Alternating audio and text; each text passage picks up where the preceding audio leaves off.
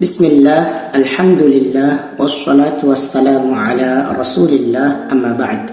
Pada kesempatan kali ini, saya akan menceritakan sebuah kisah yang sangat menarik ketika salah seorang ateis bertanya kepada Imam Abu Hanifah rahimahullahu ta'ala. Kita tahu bahwasanya Imam Abu Hanifah merupakan salah satu imam ahlus sunnah, salah satu imam mazhab yang sangat terkenal dalam sejarah Islam.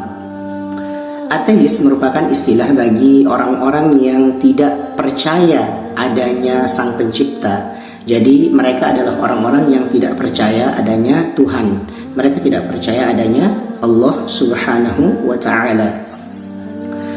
Pada suatu hari, seorang ateis datang kepada Imam Abu Hanifah. Dia bertanya kepada Imam Abu Hanifah, "Apakah kamu bisa melihat Tuhanmu, atau apakah kamu melihat Tuhanmu?" kata orang ateis ini.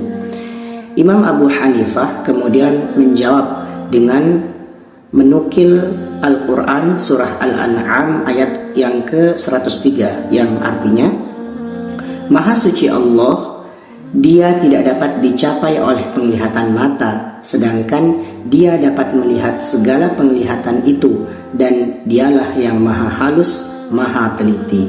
Al-An'am ayat yang ke-103.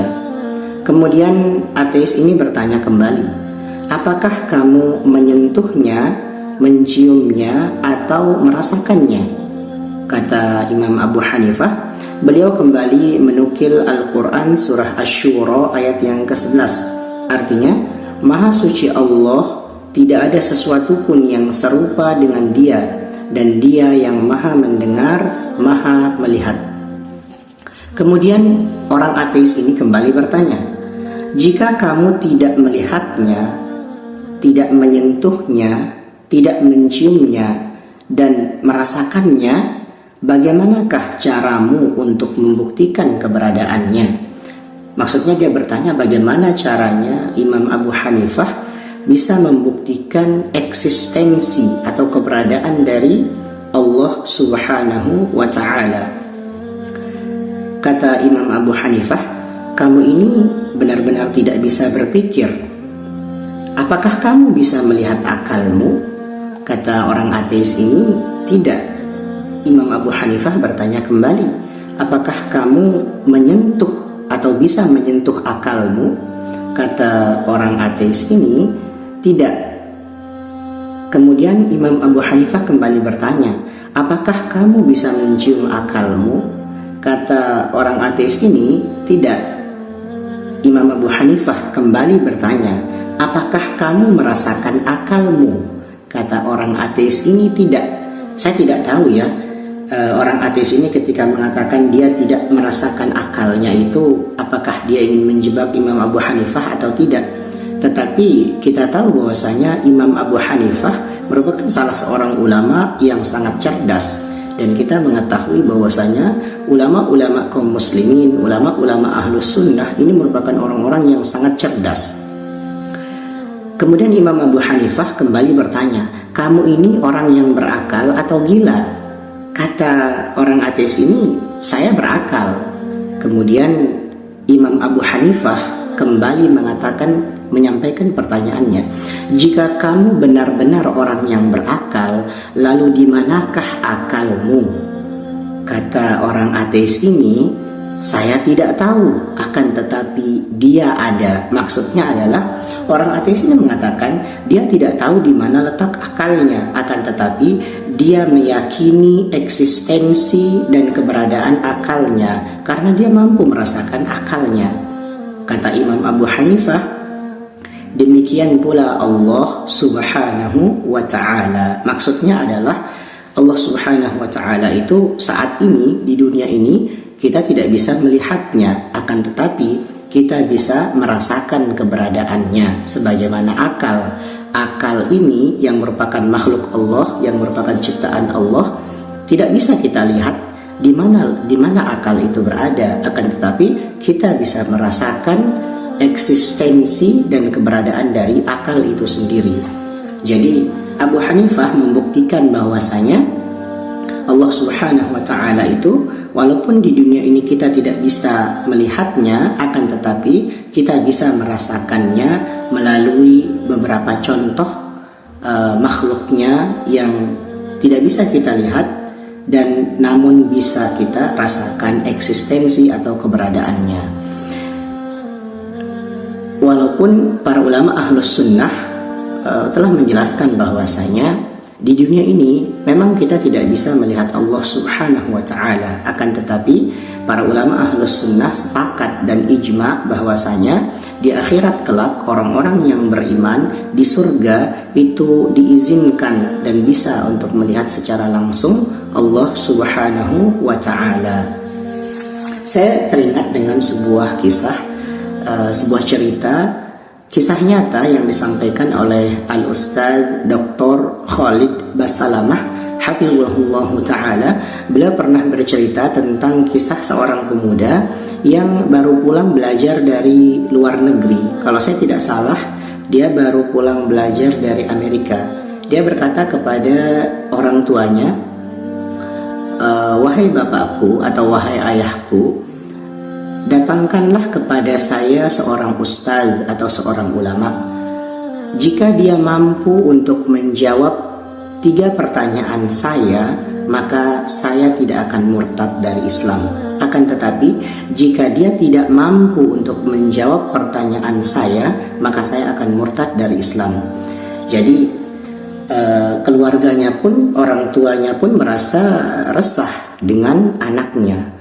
Akhirnya dicarilah seorang ustaz, seorang ulama, seorang ahli ilmu yang benar-benar berilmu. Ringkasnya, didatangkan seorang ustaz kepada pemuda ini. Kemudian pemuda ini berkata kepada ustaz tersebut, "Wahai ustaz, saya akan bertanya kepada Anda 3 pertanyaan. Saya akan bertanya kepada Anda 3 pertanyaan. Jika Anda mampu menjawab pertanyaan saya, maka saya batal atau tidak jadi untuk murtad atau keluar dari Islam. Akan tetapi, jika Anda tidak mampu menjawab pertanyaan saya, maka saya akan murtad atau saya akan keluar dari Islam." Itu yang dikatakan oleh pemuda ini. Kata pemuda ini kemudian, "Wahai ustaz, saya akan bertanya, tapi tolong Anda jangan marah." Kata ustaznya, "Baiklah." Beliau pun menyanggupi, sang ustaz menyanggupi apa yang dikatakan oleh sang pemuda. Si pemuda ini pun mulai bertanya. "Wahai ustaz," katanya, "pertanyaan pertama saya adalah, dalam akidah kita mengetahui dan meyakini bahwasanya iblis itu diciptakan dari api. Dan kita tahu bahwasanya di akhirat itu iblis dikatakan akan disiksa di neraka, sementara neraka itu isinya api. Maka kata pemuda ini, iblis diciptakan dari api, sedangkan neraka itu diciptakan juga dari api atau isinya api. Lalu apa yang iblis rasakan?" katanya. "Apakah iblis bisa merasakan siksaan itu?" Itu pertanyaan sang pemuda. Ini pertanyaan pertama. Pertanyaan kedua, kata sang pemuda ini, "Ustaz, kita tahu bahwasanya Allah Subhanahu wa Ta'ala adalah Rabb kita, adalah Tuhan kita. Akan tetapi kita tidak bisa melihatnya." Kata sang pemuda ini, "Tolong berikan kepada saya contoh fenomena alam yang tidak bisa kita lihat tetapi bisa kita rasakan." Kata pemuda ini. Ini pertanyaan yang kedua. Pertanyaan yang ketiga, pemuda ini mengatakan, "Ustaz, apa itu takdir?" Jadi ringkasnya adalah 3 pertanyaan itu yang disampaikan oleh sang pemuda. Kata ustaznya, "Apakah sudah cukup?" Kata pemuda ini, "Cukup, wahai ustaz, silahkan Anda menjawab." Kata ustaznya, sang pemuda selesai bicara, sang ustaz langsung menampar pemuda itu dengan tamparan yang lumayan keras. Kata pemuda ini, "Loh, Ustaz, kenapa Anda menampar saya? Tadi Anda mengatakan Anda tidak akan marah." Kata sang ustaz, "Saya tidak marah. Akan tetapi tamparan saya merupakan jawaban atas 3 pertanyaanmu tadi. Kata sang pemuda ini, dia mulai kebingungan. Loh, 3 jawaban? Bagaimana Ustaz? Tolong jelaskan. Kata sang Ustaz, baiklah. Tadi apa pertanyaanmu katanya? Yang pertama, tadi kau mengatakan bahwasanya iblis diciptakan dari api, neraka juga dari api. Iblis rasa apa? Kata sang Ustaz, tadi ketika saya menamparmu, tahukah kamu pipimu itu terbuat dari kulit, daging, dan darah, atau terbuat dari tanah, dari kulit, daging, dan darah. Tangan saya pun yang saya gunakan untuk menamparmu itu terbuat dari kulit, daging, dan darah. Kata sang Ustaz, ketika saya menamparmu tadi, ini sama-sama kulit, sama-sama daging, sama-sama darah, terbungkus, yang dibungkus tangan dan pipimu. Ketika saya menampar pipimu dengan menggunakan tangan saya yang komposisinya sama, apa yang kau rasakan? Kata pemuda ini, sakit wahai Ustaz. Kata sang Ustaz, begitulah iblis nanti di akhirat. Walaupun dia diciptakan dari api dan neraka pun diciptakan dari api, neraka isinya api, iblis tetap akan merasakan sakit. Sama seperti tadi ketika kamu merasakan sakit ketika saya tampar dengan menggunakan tangan saya, walaupun pipimu dan tangan saya memiliki komposisi yang sama. Baiklah, kata pemuda itu, bagaimana dengan pertanyaan kedua? Kata sang Ustaz, pertanyaan keduamu adalah, tadi kau menanyakan bahwasanya fenomena alam apa yang tidak bisa kita lihat tapi bisa kita rasakan untuk membuktikan eksistensi atau keberadaan dari Allah Subhanahu wa Ta'ala. Kata sang Ustaz, tadi ketika saya menamparmu, apa yang kau rasakan? Kata pemuda ini, saya merasakan sakit. Kata sang Ustaz, kau merasakan sakit? Kata sang pemuda, iya, saya merasakan sakit. Kata sang Ustaz, lalu apakah kau bisa melihat rasa sakit itu? Kata sang pemuda, tidak, tapi saya bisa merasakannya. Saya bisa merasakan rasa sakit itu. Kata sang Ustaz, begitulah Allah Subhanahu wa Ta'ala. Tidak bisa kita lihat, akan tetapi bisa kita rasakan eksistensi keberadaannya. Kata sang pemuda, baiklah, lalu bagaimana dengan pertanyaan ketiga? Kata sang Ustaz, pertanyaan yang ketigamu adalah tentang takdir.